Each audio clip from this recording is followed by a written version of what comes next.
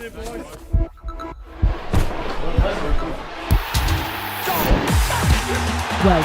to the show that has it all.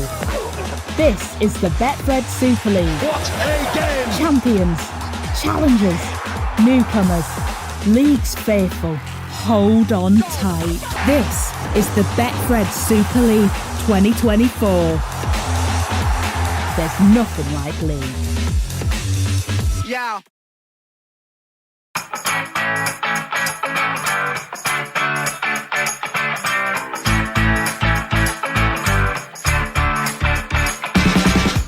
No!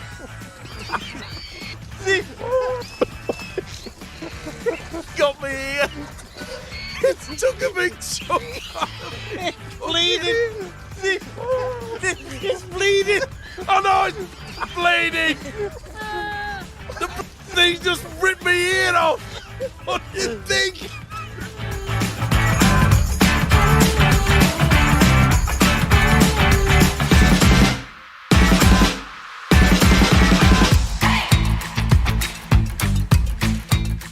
It's Eddie Hemmings here in England's great northwest. Mike Stevenson down in that there London, which means it's time for another edition of Eddie and Stevo, the podcast, talking about all things rugby league with the blessing and support of the game's major sponsors, Betfred. 30 minutes of chat coming up, tackling the issues and celebrating what we like to call the greatest game of all. And this week we really do have something to celebrate, because at last, veteran Hull Kingston Rovers winger Ryan Hall cracked the glass ceiling and became the record try scorer in Super League history, notching up his 248th try to take over from the great Danny Maguire at the top of that list. And Stevo, he's waited a while, but Ryan's finally got there. Well done to him. Yeah, he's a great bloke, both on and off the field of play, Eddie. We've met up with him many, many times, and he's just a natural sort of fella that you connect with. A great player. He didn't seem to fit when he went down to play in Australia, but since he's come back, he really has set the world alight. And congratulations to him. Though I must say, 248, yeah, Super League record, but it's a long way behind the man that has the most. And of course, that's the great Brian Bevan. 796 tries he scored. And I reckon, Eddie, I don't think that'll ever be beaten. I doubt it. Blimey, what a total that is. It's just incredible. I mean, you'd have to play for about 60 years, Stevo, to get to that level, wouldn't you now? Well, you'd think so. And, you know, the first time I saw him, I was a youngster, and my father took me to a game where Warrington were playing. He made his career at Warrington, of course, an Australian, absolutely sensational. And Eddie, he had a bald head when he was only 21, a bit like myself in many ways. And a lot of people, you'd look at him, his elbows were bandaged, his knees were bandaged, his ankles were bandaged. And you thought he looked about 50 or 60 years of age until he did 3 side steps, raced up in 10.4 seconds for the 100 metres and finished up scoring 796 tries. You can't beat that, and I don't think it ever will be beaten. No, fantastic numbers that. And Ryan Hall, you know, he's been waiting to claim this record in Super League since the beginning of May. And after he scored his 248th at the weekend, he said Danny Maguire himself had probably assisted him to get many, many of them, because he was at Leeds for 12 years, 196 tries for them, and Danny Maguire was in his team. Yeah, also a great player as well. I bumped into him at Wembley, Eddie, and boy, he looks fit enough to continue playing. And I just asked him one question: when are you going to get back into coaching? And he just smiled. So I reckon there's something that he doesn't want everybody to know at the moment. But I hope he gets the opportunity, because the man's knowledge of the game is extraordinary. Yeah, he's a great lad, is Danny Maguire, and so too Ryan Hall. Now, he says that 2 of his tries stand out for him, the 2008 Grand Final try, and 2015, the try at Huddersfield that night. Remember it? That secured the league leaders' shield for Leeds. The helicopter was going back and forward, wasn't it? And in the end, right. In the end, he scored the try. I always remember it looked as though Leeds were doomed. And of course, Ryan scored at the very death. And they were halfway over the Pennines with the helicopter. And they said, you better turn round. They've just scored in the corner. It was it was good publicity, that, because this thing was hovering round Huddersfield, then it was hovering round Wigan, then it turned round again, then it went back again, and then it came back over to Huddersfield. I know. It was fabulous. Yeah, it was good. And, you know, once again, congratulations to Ryan Hall. A credit to our game.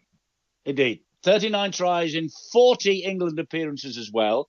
And he says he's not finished yet at Hull Kingston Rovers. They have a lot to play for in 2024. Josh Charnley of Lee isn't far off the pace either. 239 tries in his Super League career. And Ryan returning to Headingley to finish off his career next season, 2025, for one last time. So well done, Ryan Hall. Flags are flying in Hull Kingston Rovers.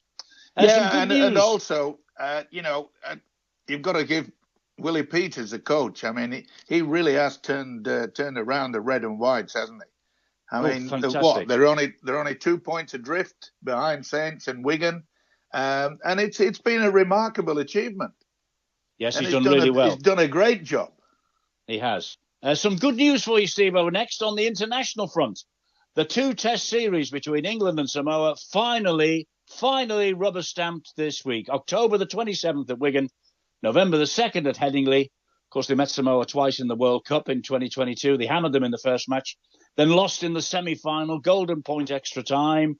Here's a little chance for revenge then. And the international scene, Stevo, that you've been banging on about for a week or two, it's back and it's going to happen.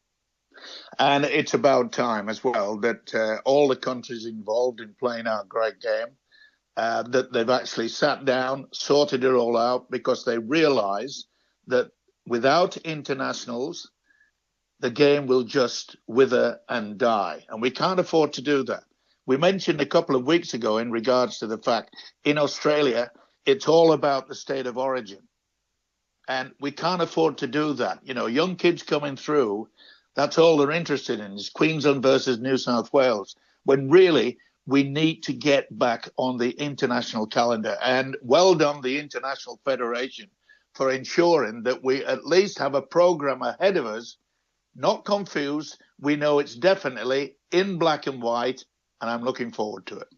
And France International confirmed as well for later this month, June the 29th. So it's a start, and fingers crossed, we'll finally get confirmation that the Ashes series is coming back shortly.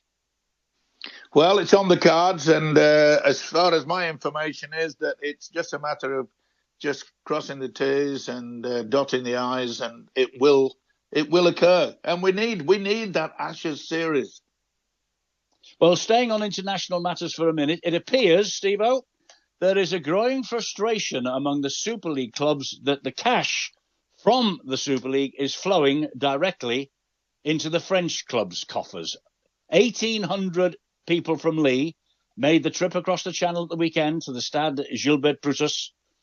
Lee won 10-2, so the travelling support must have helped. But it's been pointed out that Catalan and Toulouse are both benefiting from the money, broadcast rights and that sort of thing, and nothing is coming back the other way. Are the Super League clubs getting a bit sick of this? Well, probably they are, Eddie, but what we've got to do is, like, who's organising these contracts? If the French have been able to sort of make their own contract in regards to television, etc., and so forth, or sponsors, you can't blame them.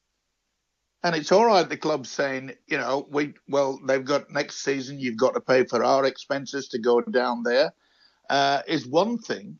But I have to say, where would you want to go to watch a game when you go down, you have the chance to go down to the south of France, spend a lovely weekend down there, and no offence to Wigan, St. Helens, Hull, etc., etc., I think they find the weather might be a little bit better too. Just a bit this year, blimey, isn't it awful? Look, rumour has it, several Super League clubs now, several of them, would be happy to kick the French out of the competition altogether. I mean, I can't fathom that. How short-sighted is that? Well, very short-sighted. And let's face it, what they did for Catalan was what they should be doing for the likes of London.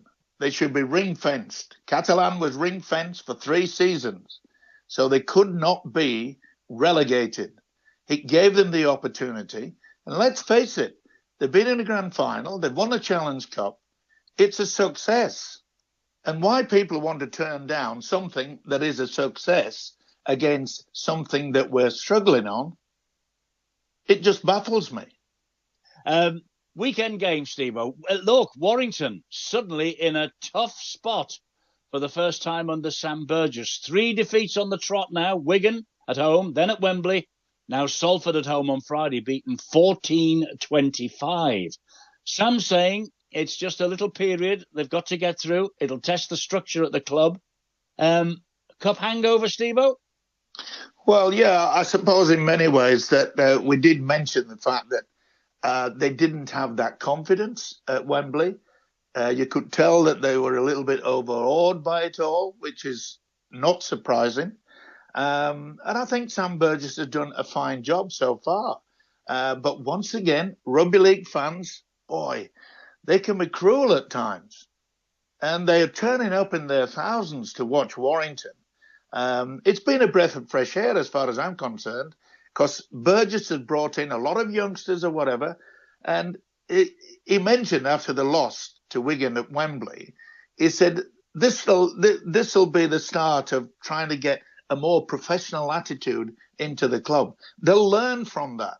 Sometimes a defeat can turn you around, but losing 3 on the trot, not good for the fans, but don't write them off.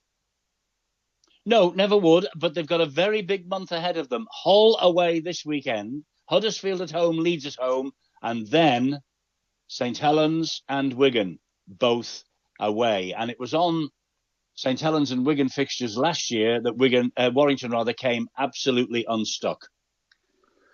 Well, full credit as well to the black and white, Eddie. I mean, they've really been embarrassed at the fact that the red and whites are the only team that are playing well. But the win over the Rhinos, I thought was superb.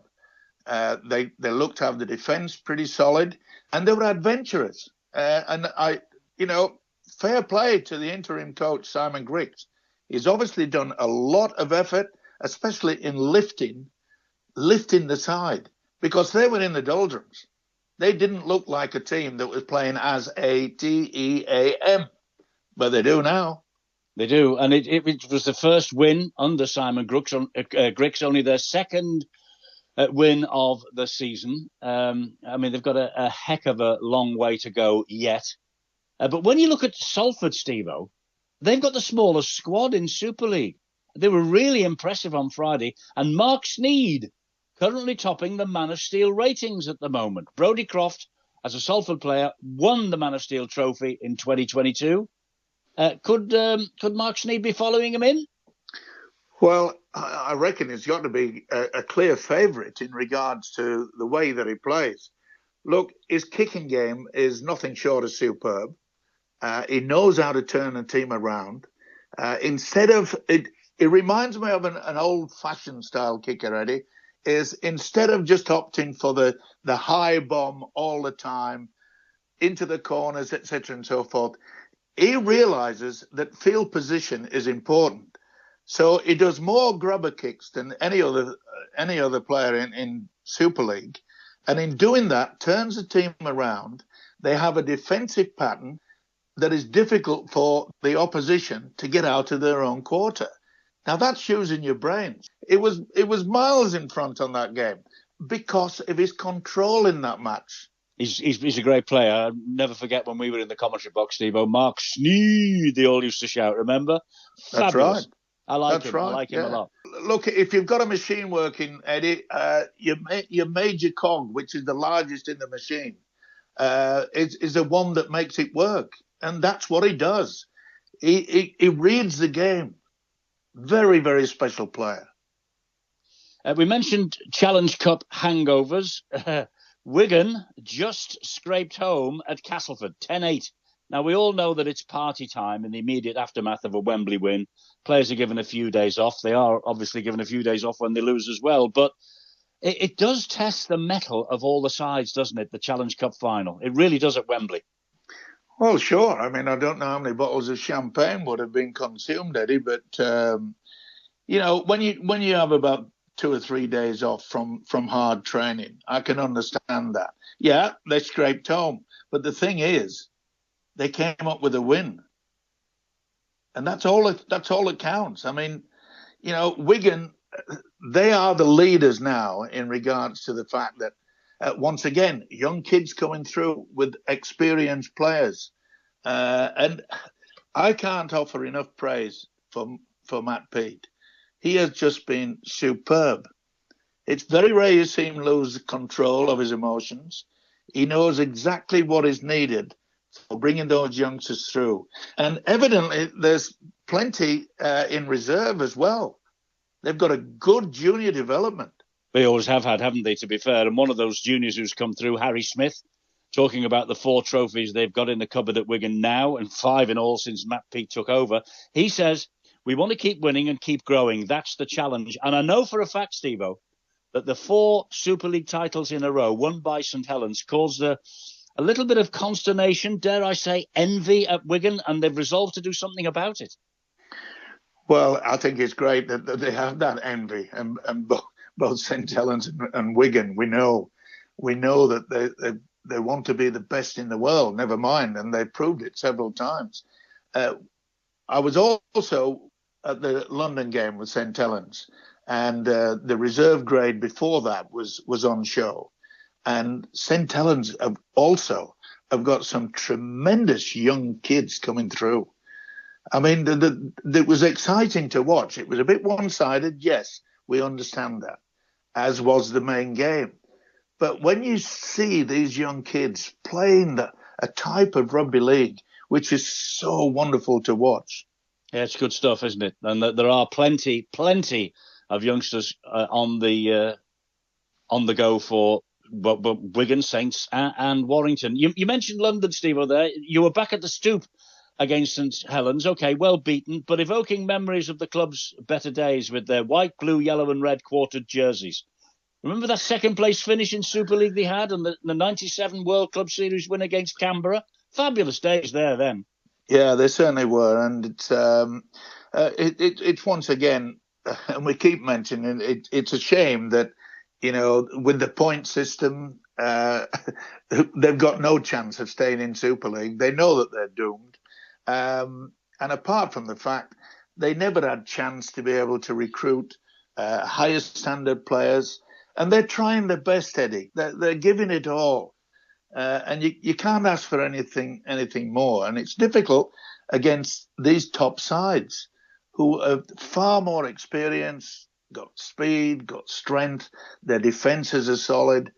London will defend for quite some time, but they seem to just not have that same defence out wide. And that's where the opposition are taking full advantage. Indeed. And I mean, they're now firmly at the foot of the table following Hull's win against Leeds last weekend. And they go to Wigan this weekend. It doesn't get any easier for them, does it? It really doesn't. No. And you've got to feel for the coach and the players themselves.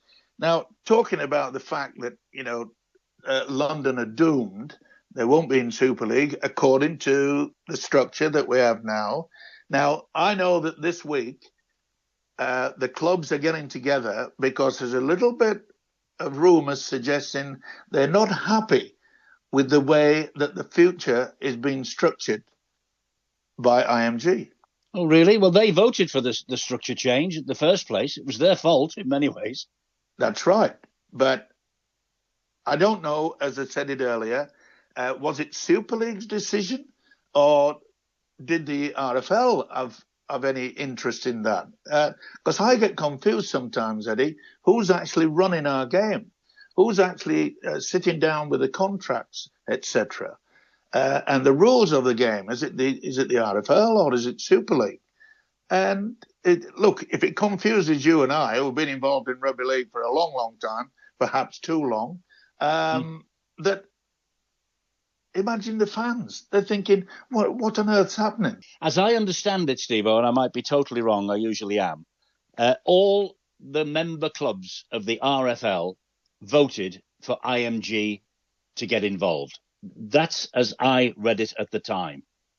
I mean, hindsight's a wonderful thing, isn't it? You know, and we do need some detail about what the hell's going on. Apparently, all that detail is going to come a couple of weeks after the end of this season. I want to know now, Eddie. I want to know what the future is going to be like. I want to know what are they doing now? I mean, there's rumours about that whoever's in charge of the rugby league section at IMG is also head of 2 more different sports. So that means that, as far as I'm concerned, I don't know whether it's true, but the word is out that he only gives about 15, 20% of his time to doing the contract. And I'm thinking, hang on, our game needs someone that's giving 100%. Now, if someone out there can tell me that I'm wrong, I'll accept it. But we don't hear anything. And it's all right you saying, a couple of weeks after, we'll know what the points table are. When they first took over, I can remember when they said straight away, we definitely need to have a team in London. And I'm going, yeah, great. And then within a couple of months, they're doomed. The Broncos are doomed. I know it is confusing. Let's hope. I mean, we say this every week, really, don't we? Let's hope somebody, somewhere, sometime will tell us what on earth is going on. Look, we talked about Ryan Hall at the start. Hull KR, as we say, up to third in the table. Remarkable achievement by Willie Peters, his coaches and his players. They beat Huddersfield last weekend, 32-6.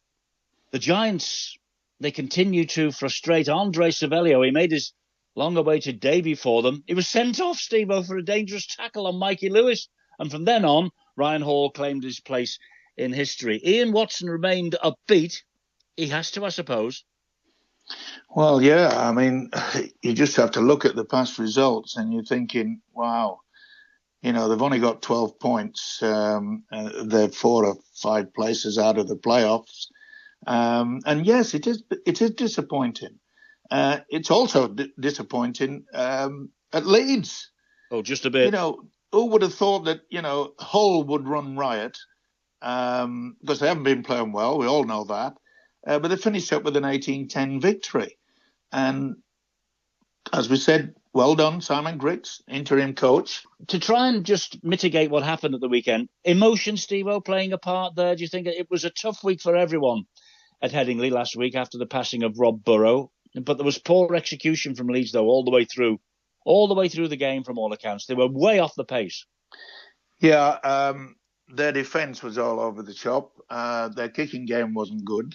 When you look at all the top clubs, Eddie, just pinpoint 3 positions straight away, right? You need a good hooker and you need 2 good halfbacks.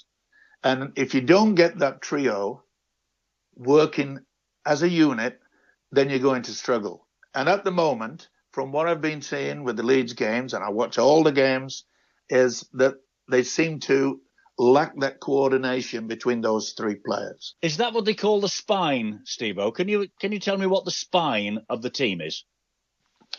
I think they're trying to refer to the big forwards, Eddie. Oh, okay. That if you've got that strength down the middle, I don't know where this word's come from, the spine, but I'm assuming that you know, like in the olden days when Tracaderius or whatever they call them these days, they had a big spine, didn't they? Well, if you say so, you'll remember them. I can't remember them.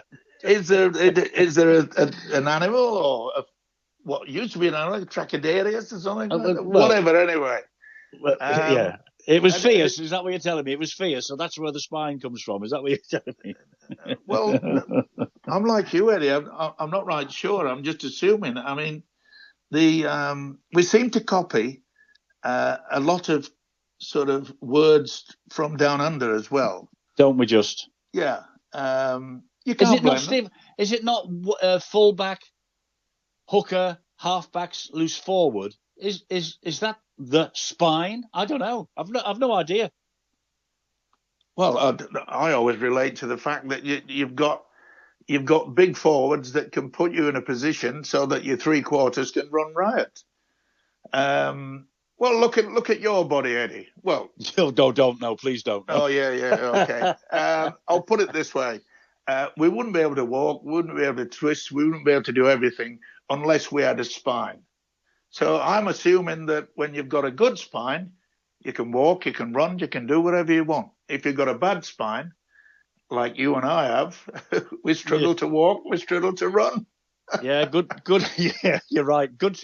Definitely struggle to run. Good. Oh, good. Good. I always spines. thought that this was a rugby league podcast. Obviously, we've gone. We're in biology now. It's all part of the education process, Steve.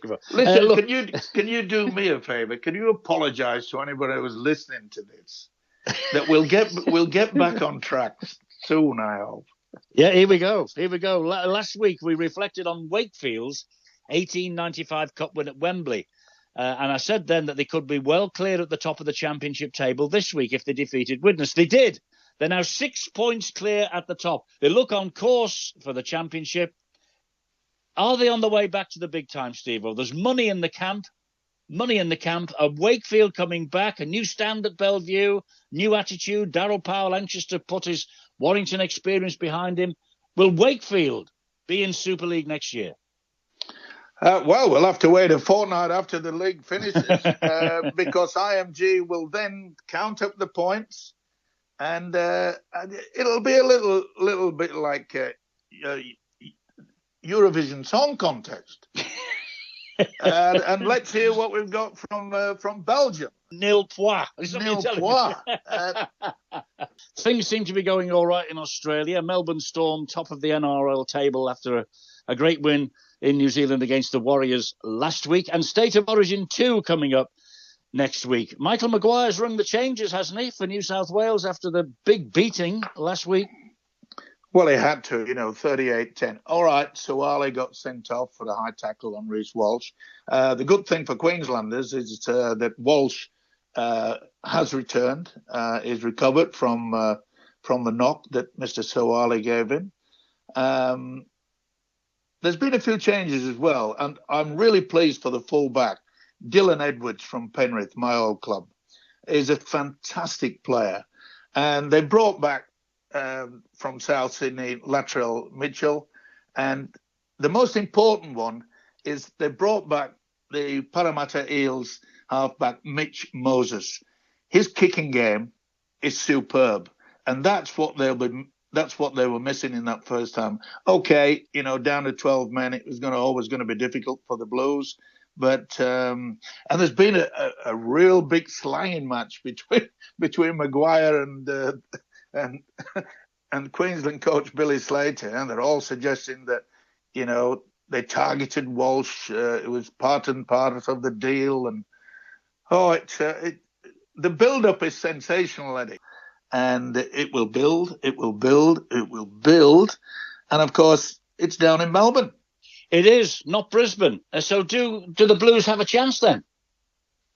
Always a chance, Eddie. I live in New South Wales. I'm not fond of Queensland, if you must know. You like the sunshine. You like the sun. But all my family are New South Wales people. Okay. So you don't want any trouble. No, listen. You've just got to back your side, and it's just amazing the amount of publicity that they get. It's just sensational. And we will sit and salivate and watch the State of Origin 2 with a full house and everything that goes on. It really is. It's a cracking game to watch. Now look, the next couple of weeks I'm departing the scene, but I will, with a little bit of luck, have a couple of our one-on-one interviews with personalities within the game. So watch this space over the next fortnight. The next time I will speak to you then is in 3 weeks' time. I will enjoy the break. I hope you will too. My word, I'll enjoy the break. Okay. All right. I'll talk to you again on my return. Take care, top man.